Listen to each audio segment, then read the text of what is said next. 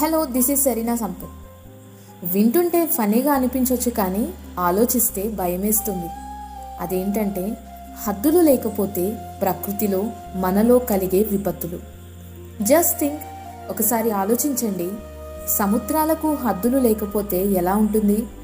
నీటి ప్రవాహానికి లోతట్టు ప్రాంతాలు మునిగిపోతాయి, వరదలు ముంచెత్తుతాయి, పంటలు వ్యాపారాలు నష్టపోతాయి, ఇంకా చాలా నష్టం కలుగుతుంది.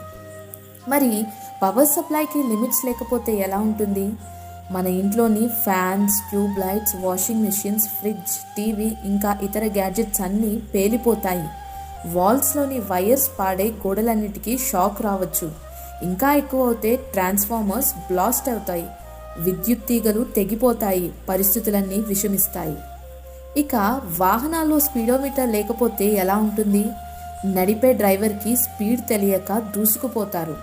రోడ్లపై ట్రాఫిక్ జామ్, యాక్సిడెంట్స్, ఇక న్యూస్ రిపోర్ట్ కవరేజ్ అంతా వీటిపైనే ఉంటుందనుకుంటా.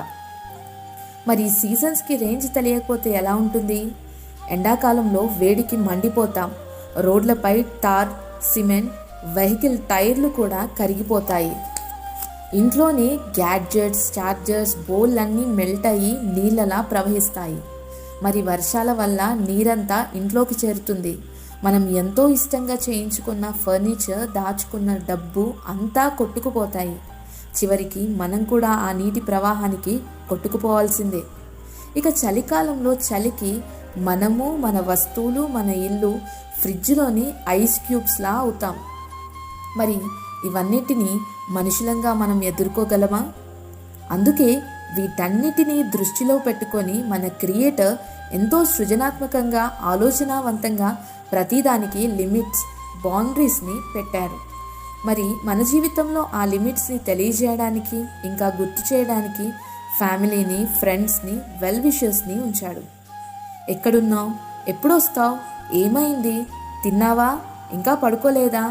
అన్న ప్రశ్నలు నీకు చిరాకుగా అనిపించవచ్చు, కానీ అవే ప్రశ్నలు అడిగేవాళ్లే లేకపోతే అలిసిపోయి ఇంటికి వచ్చిన నీకు అన్నం పెట్టేదెవరు? బాధలో నేనున్నాను, ధైర్యంగా ఉండని చెప్పేదెవరు? ఒంటరిగా ఉన్నప్పుడు ఓదార్చేదెవరు? మన సంతోషం మనం ప్రేమించే వారితో పంచుకుంటాం, కానీ మన దుఃఖం మాత్రం మనల్ని ప్రేమించే వారితో మాత్రమే పంచుకోగలం. సో చిన్న చిన్న విషయాలకు నిన్ను ప్రేమించే వారిని దూరం చేసుకుంటావో, లేక వాళ్ళు నీ జీవితంలో ఉన్నందుకు క్రియేటర్కి థ్యాంక్స్ చెప్పి హ్యాపీగా ఉంటావో, choice is yours. Thank you.